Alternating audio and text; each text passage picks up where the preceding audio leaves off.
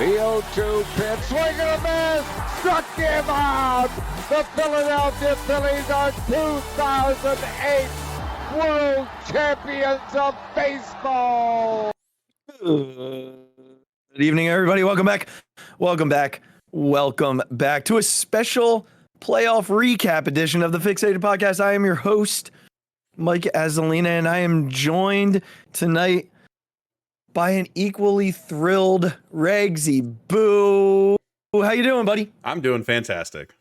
Listen, I think, we're clearly thrilled about the Eagles moving on to the NFC Championship game. We get to host the NFC Championship game in Philly next Sunday. We were just talking about the possibility of like which game time they would be. That'll be all determined, I'm sure, tomorrow night.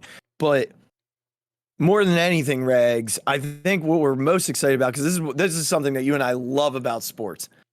5 years ago tonight, the Eagles buried the Minnesota Vikings in the NFC Championship game, 38-7. That's right. On the 5-year anniversary, they bury the division rival Giants. 38-7. It's wild. It's so like, insane. It's not equivalent to the Bryce home run because that's like almost 1 in a million to have your superstar come up at the exact time you need your superstar, and for him to then have that happen. But like, it's like you said, this is why sports are so cool. Like, what? How does that happen? Like, the chances of that actually happening, I'm sure someone could figure it out who's a lot smarter than me. But it's just wild. And I love that, like, Gainwell got it with the backup offensive line in, and Minshew, like, almost missing the snap. And they still get it to him. And that's how they do it. Like, that's what makes it so much better. So perfectly Eagles. Exactly. So perfectly Eagles. I mean, here's the thing, Regs. That was so fun, that 38-7 game. But there was doubt at the beginning of that game. Oh, yeah. Remember, like they drove down the field, the Vikings, they scored immediately. We went like 3 and out. Mm-hmm. And then they started to drive down the field again. And then the pick six. Yep. And that, like, after that, it was a freaking rout. Like, gone. then it was just a rout. Yep. Tonight was never in doubt. This was exactly how it almost to a T we wanted this game to go. Yeah. Yeah. We're gonna get entirely into it. Like, everything. Yeah. So, everything. I mean, like, again, I'm not going to say I wasn't not on the edge of my seat just for a little bit. But at a certain point, even in the second quarter, I think a lot of Eagles fans just sort of take a deep breath and, be very happy that their team came out and played to the level that we expect them to play. You want to know when I knew it was in the bag? I'd like, truly knew it was in the bag. Yeah. When Brian Dable went for it on 4th and 8. Yeah. When he punted. Like, no, when he went for it. Oh, when he went for it. That's right. Yeah. First possession. Yeah. Like, you either try and draw the Eagles offside there and get yourself a little bit more manageable, or take the delay of game and punt. But, like, going for it there, especially with the pass rush, I mean, they were just abusing Evans. Like, oh, yeah.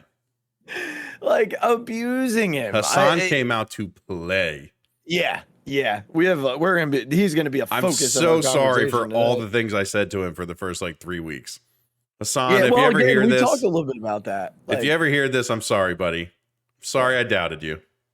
I mean, I think a lot of his struggles earlier were around the new offense or new defensive scheme and getting to know a little bit of what's around him. But my goodness, I don't know if I texted you or somebody else. Like, he truly might be one of the top 3 most underrated signings in franchise history. You did not text me that, but that's interesting. I mean, I'd have to go back and really look, but this is a dude who no one talked about coming into the season because of the AJ Brown trade. Yep. And look, it's super early in the contract, so saying that is almost unfair to him. Yeah, but right. This has been unreal. We'll get further into his game in a little bit. Couple of things right off the top. First one being, is Philadelphia defining Joe Davis's broadcasting career? I mean, yes. This guy is coming into the shoes of Joe Buck. Fox has made him What a blast. Fox has made him the heir apparent to Joe Buck, one of the greatest sportscasters of at least our generation. But this guy has had like he started really like his coming of age this year. No, because this was his first World Series, his first baseball playoffs, his first. Yeah. And all with the Phillies. Yeah. Like we said, he should have an apartment here somewhere. I mean, all with Philadelphia. It's been what a blast, Joe. We love you. And honestly, Regz, like truly, he is phenomenal. He's growing on me. I'm not sure if I liked him at first. I really like him. Because I'm a Joe Buck guy. I know a lot of people don't like Joe Buck, but I love Joe Buck. No, yeah, I wasn't putting you in that category because I know you like Joe Buck. I just mean like in general, a lot of people seem to dislike Joe Buck. Yeah. Like I think Joe Buck is fantastic, not only in football, but his baseball calls. Yeah. The way Joe Buck was able to pause and just be silent. Mm-hmm. Near the moment. Right. For the perfect moments of baseball. Like that's how you know someone's a really good baseball announcer. So he had big shoes to fill, man. And I think he's been doing a great job. You know, have you read Joe Buck's book? I have not yet. No. Oh, so good. It's so good. One of my favorite books. It's fantastic. I have it if you want to borrow it. Sure. Why not? Joe Davis, we love you. The other thing to hit on here was Jalen Hurts. Right out of the gate. You know, you just listen to his interview. He talked about how his shoulder didn't have to be tested. I really believe that there's some gamesmanship from him with all this. Like he wants teams to still think like he's not 100%. And I don't know that he's 100% because like before the game they were saying, oh, he's so far from 100%. Yeah. The kid did not look so far from 100% tonight. All his throws were stood fantastic. In the face of pressure, like the deep ball to Devontae. On the first possession, the deep ball to AJ late, the ball he put on Devontae that was dropped. Oh my God, that ball was unbelievable. There wasn't a single throw where I was like, oh, he doesn't look good. And even some of the runs, I know he slid, but there was like a run in the third where he tucked it and like invited contact. Yeah, and he was doing that patented like Jalen stick my foot in the ground and I'm gonna go this direction now. Yes, he did it to Thibodeau a couple times, which I loved. Yep, I loved it. So like I don't know. I get it. I get what he's doing. It's clear that but like teams they were running full RPO, and that's what we talked about on the preview show about were they really running a vanilla offense against this Giants team in Week 18? Clearly they were. Yeah, this was not the same offensive team, and I still hate those stupid wide receiver screens. I love them. Really? Yeah, I love them. Terrible. Well, they scored on one, and Devontae got like 2 first downs. I just think most of the time they're useless. I get it. Maybe this was a variation tonight. Yeah, it's an extension of the run game, essentially. I get that. That's all it is. But I mean, that's all it is. Outside of that, I thought the play calling perfectly matched the rhythm of the game. I didn't think they got too cute with it. I don't think they got too stuck in their ways. I think that the play calling very much matched the rhythm of the game. And we talked about this when we talked about, like, are they going to get out-coached or out-schemed in this game? I mean, clearly the answer is no. They did not get out-schemed. But I thought that they didn't get in their own way either. Right. Which I thought was huge. And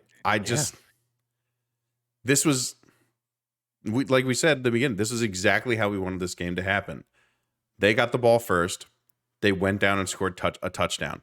They didn't need a field goal until their last possession of the game. Or their second to last possession of the game, because Kenny scored another one. Yeah. They had to punt, twice? Right. But they went in and they scored touchdowns. They showed a stat from like the 3 weeks Jalen was out there, red zone efficiency. Yes. It was awful. Yes. And Jalen comes in and you just don't know what's going to happen. And they scored touchdowns, which is what you needed to do to put this Giants team away. It's what you're going to need to do against the Cowboys or the 49ers. You're going to have to score touchdowns. And against a team like the Chiefs. Yeah, exactly. If you get there. And I just think that their ability to do that, and then the fact that they made the Giants put up zeros in the first half, like that was it. The game was over.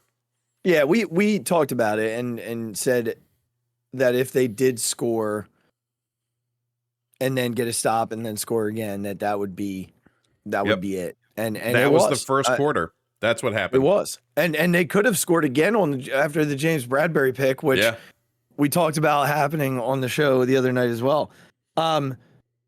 Real quickly, so Jalen was hit one time tonight. It was the fumble that he then recovered. That was a botched play, though. That was like a weird. Yeah, Miles was on the wrong side. Yep. It was there was just nothing good about that play. Nothing felt good about it. But a couple of things here. The offensive line, like there was a play late in the game where Mailata had no one to block. Like he was looking around for someone to block on a run. Yeah. And then as he finally found someone to block and became engaged, Gainwell got wrapped. Kelsey comes flying in to knock a guy off of him. And then Samalu comes and throws him 2 yards forward for the first time. Yep. Unbelievable. Yep. There was also a play where Jason Kelsey took like a 300-pound man with one arm and lifted him off the ground. Yep. And then placed him back on the ground. Yep. So again, the offensive line just quietly went about doing their thing. But Regz, can we just take a moment to discuss how Lane Johnson's not a human? I don't understand it. You know what was the scariest thing that happened tonight? The first play of the game, Lane grabbed his groin. When he grabbed it? Yeah, I was like, no. I was like, no. Yeah. We can't do this on the first play. It can't happen now. Yeah. And then he just like, he took a deep breath and was like, here we go. And I mean, I don't really understand how you do something like that. He talked to Cam Jordan, the defensive end from the Saints, and Cam Jordan played through this. I couldn't tell you when, but they were talking about it on the broadcast tonight. And I guess Lane had said that Cam told him, like, look, man, it's going to hurt. Yeah. They're just going to be plays where it's really going to hurt. Yep.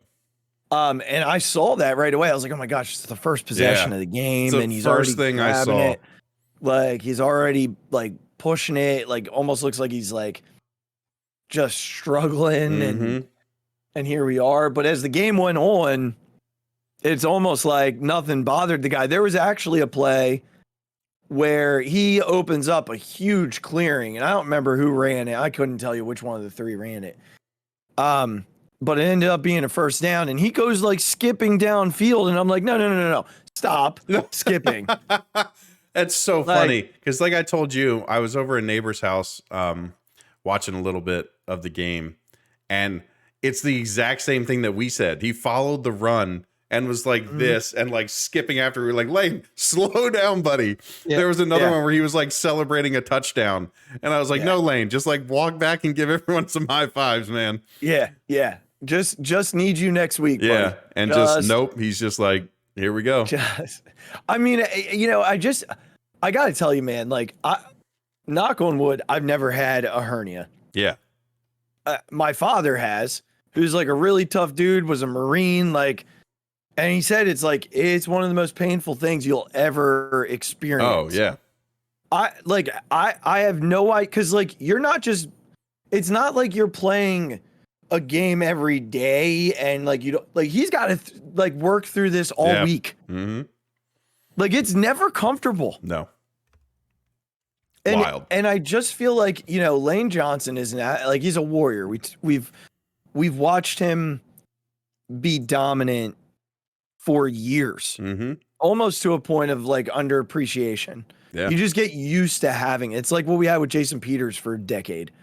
Like you just get used to having the assurance of no one's touching him from the right side of the line. Lane can be there on his own. We don't need anybody else in pass pro. Like no one's touching Jalen. Yeah. Yeah, It's not wild. happening. It's just wild. And here he is, playing with muscles popping out of his groin, and it's unreal. Let's talk about the offense. Otherwise, though, tonight, pretty incredible. The first scoring drive of the game, they march down the field, they throw the ball 5 out of the 7 plays. Jalen has the big gainer to Devontae down the sideline, and then throws on third down, throws a ball that looks a little outside to Dallas Goedert, but he puts his big paw out there and what an grabs it. unbelievable catch. Never even puts 2 hands on the ball. No, he didn't need to. That's what's wild. And barrels into the end zone. So right away, the Dallas Goedert prediction, or key to the game, came true. That worked immediately. Because he had 2 catches on that drive, and that one being the drive capper. Then they come out, they get the turnover on downs, and they're like, you know what, man, we threw the ball 5 out of 7 times last time. We'll run it 6 out of the 8 times this time, and just pound it down into the red zone. Throw it. That was the Devontae score? Yeah. AJ threw a huge block. Yeah, oh my gosh, that was a beautiful block. I mean, we both talked about this, and both of our keys were offensive related. Yeah. They came out again throwing the ball, and then in that second possession, they just decided to run it down their throats. And despite Miles not having the most yards tonight, I thought he had a much better game than we've seen out of him for the past couple. Even like you said, he missed some holes. I don't know if that's just maybe a little rusty, him not having some great games in the past, just getting back to it. But he was pulling off big chunks. He was being patient. He was getting his yards. And they just were able to establish that they could do anything they wanted. And again, we knew this about the Giants. They're not that good. But they were riding a lot of momentum and confidence. And the Eagles came out and just absolutely showed them we can do whatever we want. And that was it. They could do whatever they wanted. Yep. So then they get the turnover. Yep. The Bradbury pick, and they go 3 and out. Yeah, I don't know. I don't know that I was like crazy worried, but it didn't feel good. I just felt like, man, that's an opportunity kind of wasted.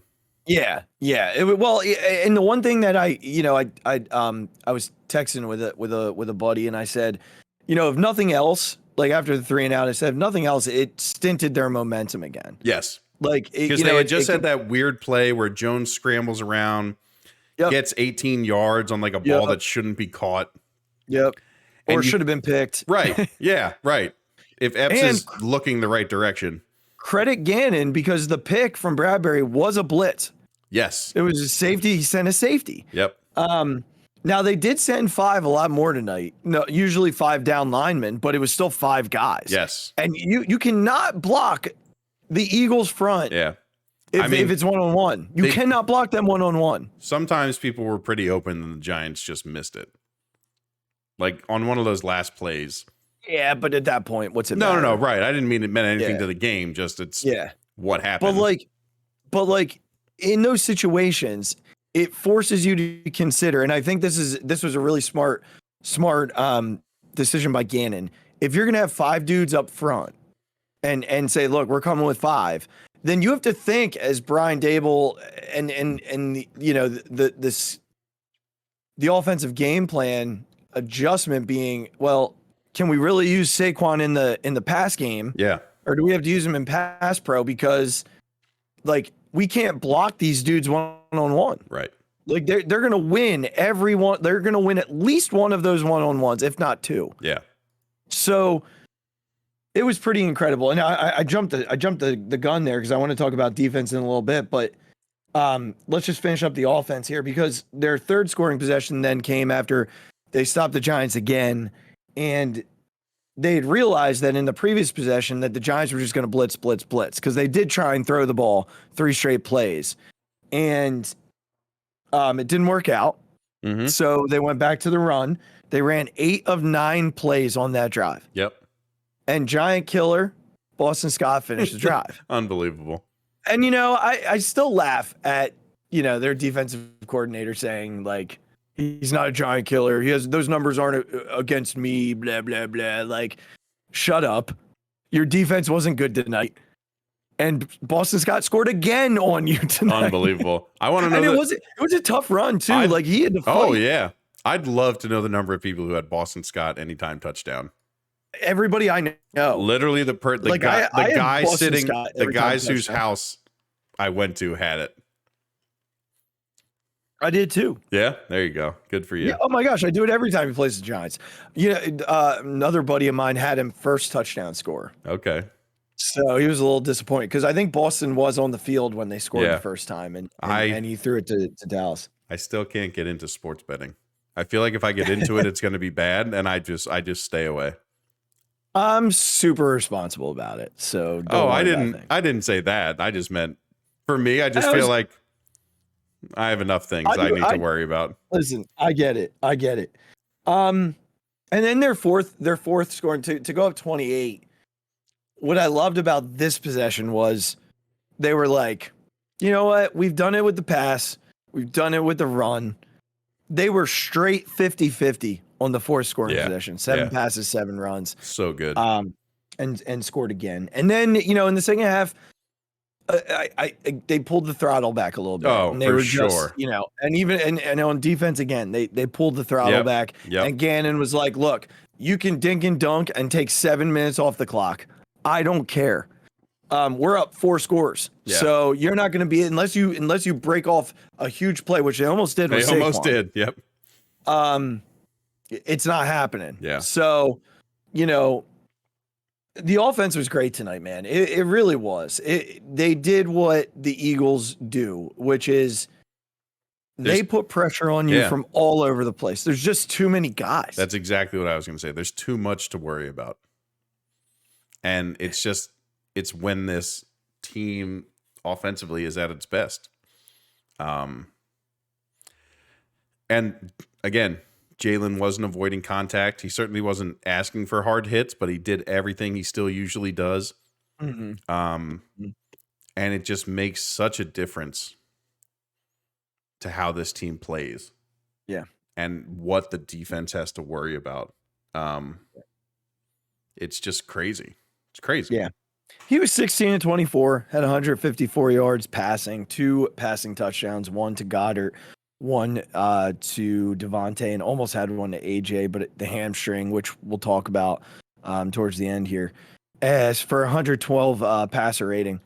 But the run game was where it was at tonight, Regs, which is, I feel like week in, week out, we're saying one or the other. Oh, they threw it around tonight. Oh, they ran it down their throats tonight. Like, it really, the first time they played the Giants, they threw the ball all over the place. They were like, Jalen had like 350, 360 yards passing. And tonight I was worried about the run game because, they had both their big boys back up front. Didn't matter. Nothing. No. 268 yards rushing. Kenny Gainwell at 112 of those yards. Kenny Gainwell. Where was this during the regular season, I know, Kenny? right? Come on, Kenny. You're killing me. He was running hard tonight. There was a burst. Like a real burst. There was a burst.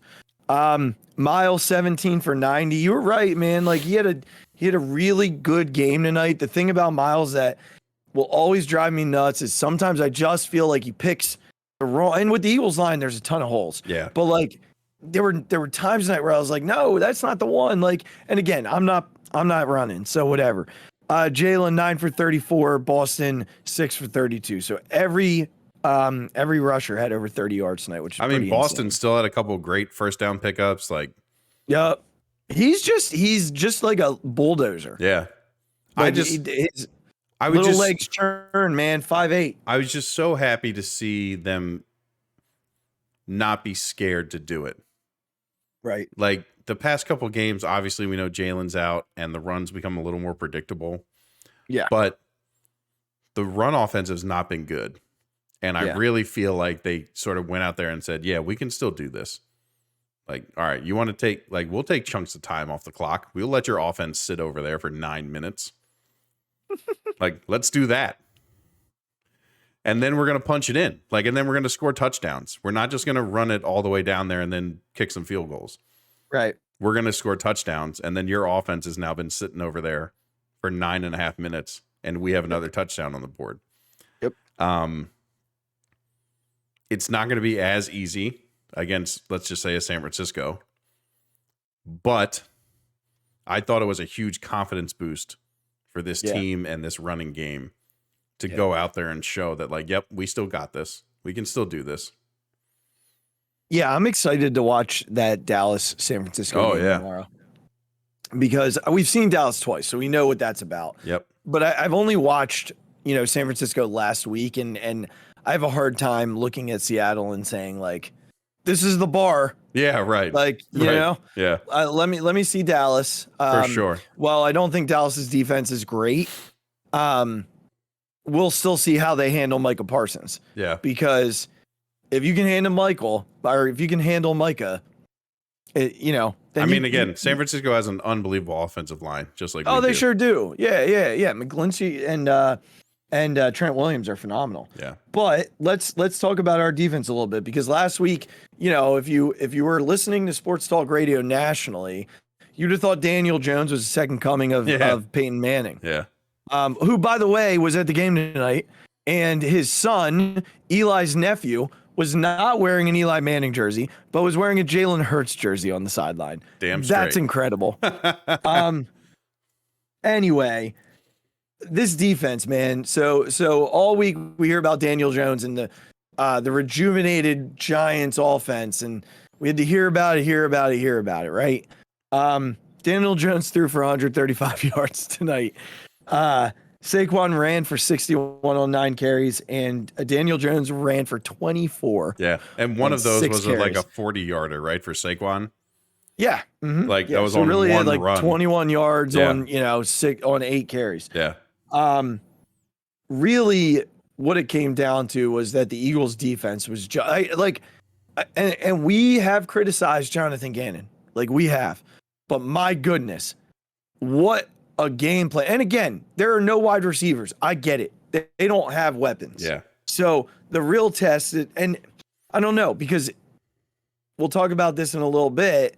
The real test next week, is it more Dak and, CeeDee Lamb, or is it all the San Francisco weapons with Brock Purdy? Like, I don't know. But for tonight, Jonathan Gannon and his defense rule the day. Yeah, but look, they rule the day. We've seen them sit back against bad quarterbacks and bad teams and allow these teams to, like, look good because they just sit so far back. It did not feel like that tonight until the second half, when he kind of took his foot off the gas. Yeah. That's true. Like you said, to his credit, the defense seemed different in the first half. Mm-hmm. Again, the D line, like, Hassan just came out like a man on fire, just completely dominating. Yeah. His pressure led to all the other pressures and sacks and everything, because he was getting to the quarterback first every time. Yep. I thought they did a great job of not allowing Daniel Jones to get big chunks. He picked up a few first downs here and there on, like, 2nd and 5 or 2nd and 6 or something like that. Mm-hmm. No huge runs, though. And they kept Saquon at bay for a huge chunk of the game. And again, he is the thing that scares you the most. This is what we talked about when we previewed the game. Saquon is the guy who scares you the most. Yep. And I just thought that they played exactly how you should play when a team doesn't have the weapons to beat you. There's no reason to allow those teams to, like, get comfortable or just sit back. Like, what's the reason for sitting back when you know you can win the matchups?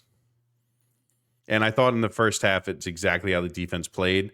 And look, we went into halftime up 28-0. Yeah. So Roger texted me in the middle of the game and said, this is how he coached like the Vikings game earlier in the year. He was super aggressive. Yep. And, you know, he didn't leave anything on the table. And against a team where, you know, Slay and Bradbury are not going to have issues on the outside, you can risk those things. Yeah. The problem is when you have better weapons outside, a la Deebo Samuel. I mean, I think it's like you said from the beginning, George Kittle's going to be a problem. Yeah. And he very well could be. But they've played some good tight ends this year. He's the best of the group. Yeah. But honestly, if they were to face him and they win, they're going to have a better one in the Super Bowl more than likely if Kelsey is there. Yeah. So, you know, Travis Kelsey's arguably the greatest tight end that's ever played the game. Yeah, he's unbelievable. But, you know, for tonight, Jonathan Gannon knew how they could pretty much get out to the lead that they needed to get out to do this job.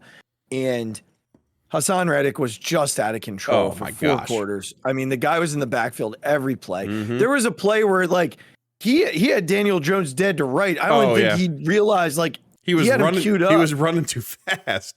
Yeah, I think he just ran right by him. Yep. You know, Reed Blankenship in the run game. I love that he's in the box in the run game. He's like an extra linebacker. Yeah. The way he tackles.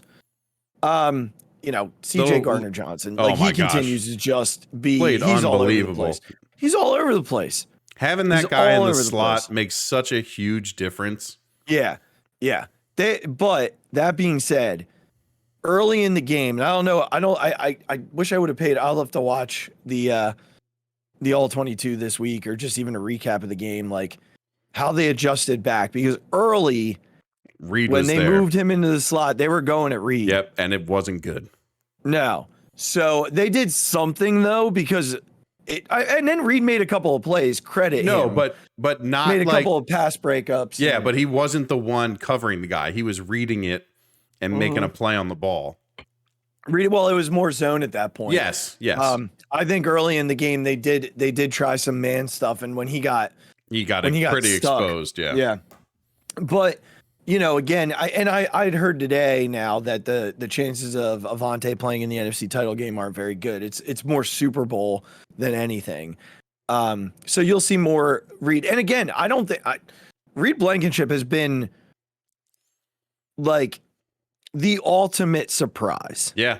You know, the ultimate surprise, because he's a guy who you goes undrafted. You don't expect him to see much time on the 53 other than special teams, and he gets thrust into action against Aaron Rodgers, picks him off, and then becomes an actually like valued piece of this defense. Mm-hmm. Like he can be used and be effective, especially in the run game. Like he's a sure tackler. Yeah. He really is. I know what happened against whatever quarterback the Giants put out there in week 18, but like watching him tonight, like taking down Saquon Barkley a couple of times in the run game, like we saw what Barkley did on the sideline to Gardner-Johnson. Like he is a strong dude. Yeah. So, and then real quickly, I don't know, the linebackers didn't really do anything of highlight tonight. Yeah. Like TJ Edwards got burned a couple of times on some runs. But the defensive line, just and I think this is where a hat tip goes to Howie, who I love seeing on the sideline at the end of the game, by the way. But think about the depth and what they're able to do. And they talked a little bit about this. Daryl Johnston talked about it on the broadcast for like a quick moment during a timeout. And he was talking about the ability to rotate guys. Yeah. And how when most teams rotate guys, they have to have that one dude in the game. Right. Like every team has one dude. And he was saying like the Eagles don't have one dude. They have like four dudes who at any point can get to the quarterback. And honestly, he probably shortchanged them. They probably have six dudes who at any point can get to the quarterback, right? Like you got Josh Sweat can get to the quarterback. Brandon Graham can get to the quarterback. Son Reddick is always getting to the quarterback. Always. You've got Fletcher Cox getting to the quarterback. Jordan Davis just shoves dudes into the backfield. Like he's just like carrying guys. Wasn't into even the talked backfield. about tonight, but like still out there shoving people around. Just shoving people around. And then you know, you got Joseph and you got Sue, who like Sue didn't even play tonight until the fourth quarter. Right. Like he wasn't even out there a whole lot. Like you didn't see 74. That jersey looked clean in the fourth quarter. It's wild the depth that they have. And this was out without Robert Quinn, who I still think is going to make some sort of big play in the postseason. If he's on the field, I believe that. So the defense, man, unbelievable tonight. Unbelievable. They get to rest on their laurels for like 3 days. Yeah. And then it's back to the grind. Yeah. But I believe that either team they play, they're up for the challenge. It is going to be a matter of, you know, whether or not they can scheme it up. Yeah. So I mean, let's get into that question. I think we're on to the point where who is it? That's right. The reaction pods are quick and dirty ones. So who do we want to have is the question that I think you said at the beginning.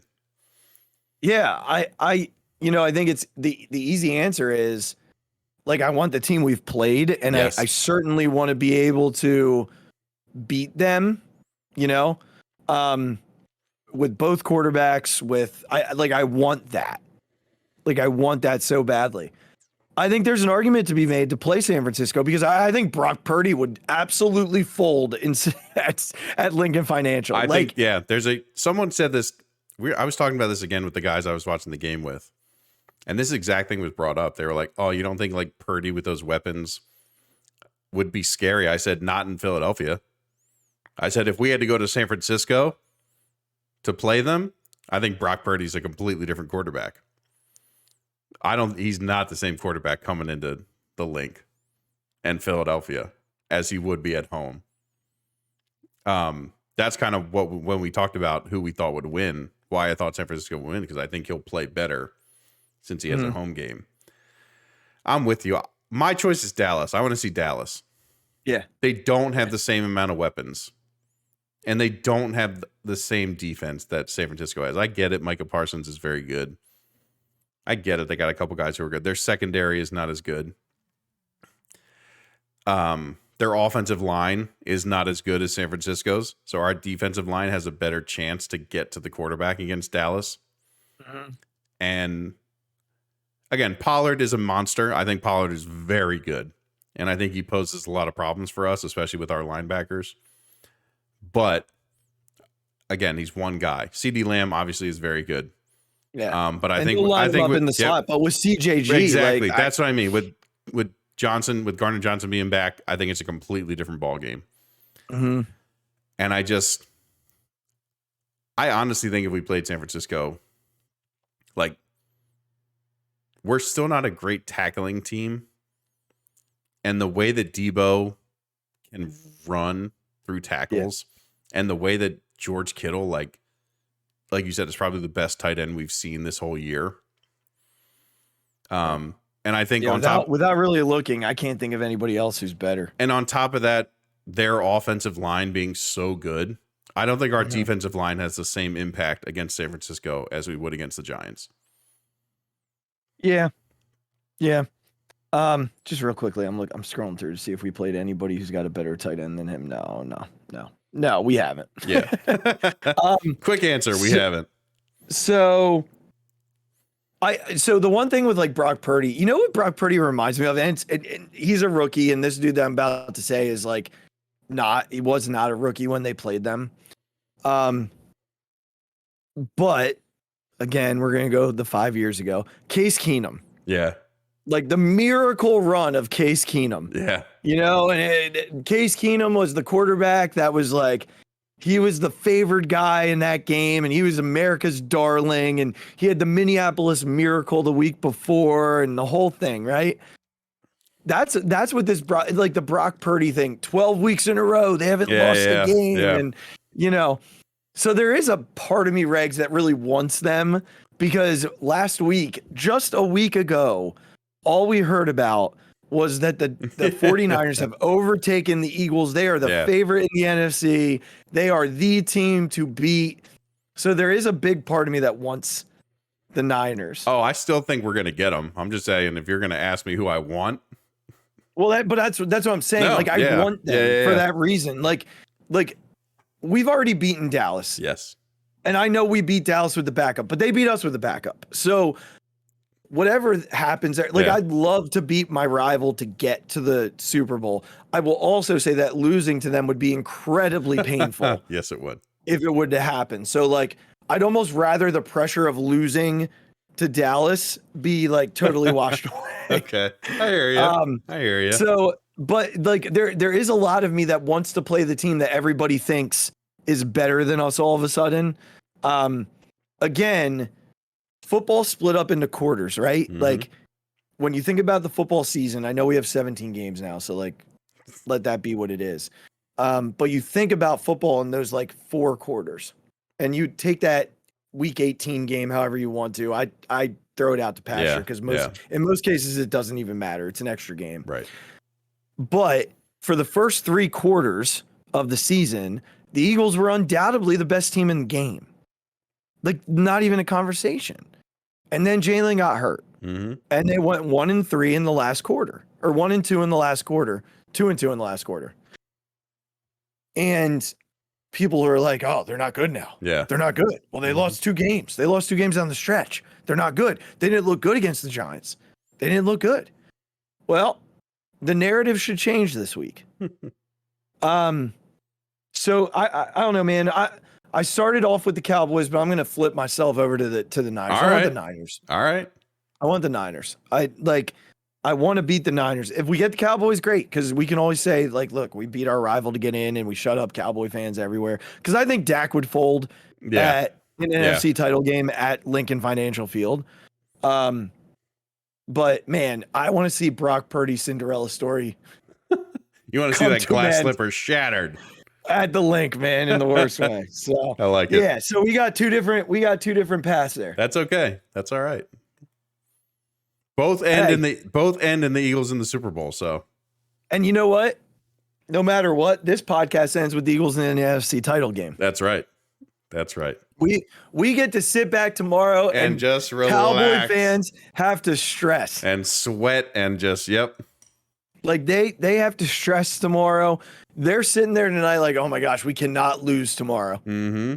We cannot lose tomorrow. And you know what? There's probably a little bit of that feeling in the Dallas hotel in San Francisco right now. Probably. Our rivals just got there. And now we got to get there too, because there's already pressure. The Cowboys have not been successful in the playoffs for years and years and years.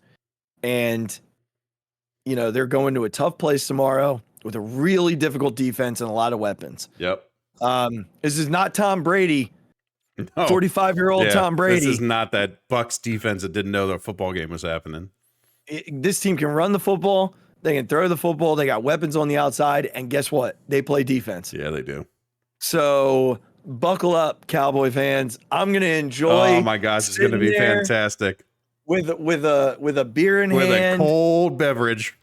And watching this amazing NFC divisional game. Yep. It's going to be great. It's going to be Go great. Niners. That's right. Go Niners.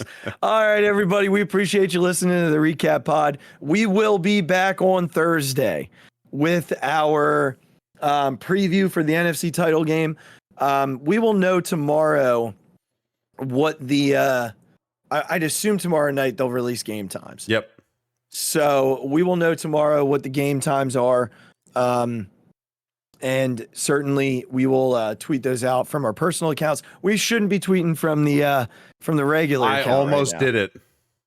I think you did. Did I? No, I don't think I did. I'm pretty sure you did, Regz. I think you retweeted me. Shit. Oh, well, that's not the same thing. It's not. Nope. I defend myself on that. Okay. I'm allowed to retweet things. We can't self-tweet from the account. Fine. I almost did it. Not about the game, but about, hey, we're about to jump on and, record a reaction pod.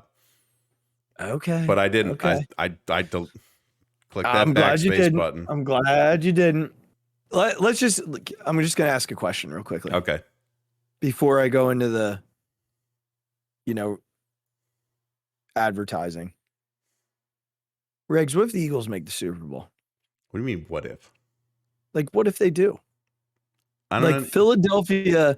Philadelphia will have had a year. Yeah. It means we need to win one of them because we lose all these championships. I mean, it's the most Philly thing ever to get into all the championships but still lose them. But come on, we gotta win. We gotta win one of them. And the Eagles, third time's a charm. We lost two of them on the same day. Like, we gotta win one of these. Third time's a charm, baby. That's right. That's right. If they get there, what a journey it will be for us. Oh my goodness. What a journey. All that through the Phillies playoffs. We're like, oh yeah, the Eagles are undefeated, but here we are. Yeah, right. Not the Phillies every week. Right. Like, just unbelievable stuff. All right. So thank you so much for listening, everybody. Just had to ask that question it's a great question. Before we sign off. Make sure you follow the platform on Instagram at B&B Podcast. You can follow that same handle on Twitter as well. Follow at the Phixated Pod for the show tweets. Follow at Mike Drop 5 if you want my thoughts, at Big Regz with a Z if you want his. And then you can follow at the Phixated fan page on Facebook. For a lot of interaction with other Phixated listeners as well. Make sure you click subscribe if you're watching us on YouTube below. We gained like four subscribers from our last show. Blowing it up in like 1 month. We jumped into the 30s, so keep it going. Yeah, look at us. Look at us. The next goal, 35. That's right. And then go ahead and 50 is the big number. That's what we're going 50 for. Is the big, we get to 50 and who knows what happens on here. Sky's the limit. And then make sure that you follow us on wherever you get your podcast. So that could be Spotify, that could be Apple, it could be Amazon, wherever you listen to your podcast. Make sure you click subscribe and rate us as well. And then you can click the merch link in the show description, which is relatively short tonight. It's just basically the Eagles are in the NFC Championship. That's right. That's all it is. It will also be the title. So both will be the same. The same. We appreciate you guys listening to us. And certainly we look forward to our preview show on Thursday evening. And as always, my friends, go Birds, but also go Niners, but really go Birds. Go Birds. To right field, way up there, and way out of here! The Philadelphia Eagles are Super Bowl champions. Eagles fans everywhere, this is for you. The 0-2 pitch, swing and a miss, struck him out. The Philadelphia Phillies are 2008 World Champions of Baseball.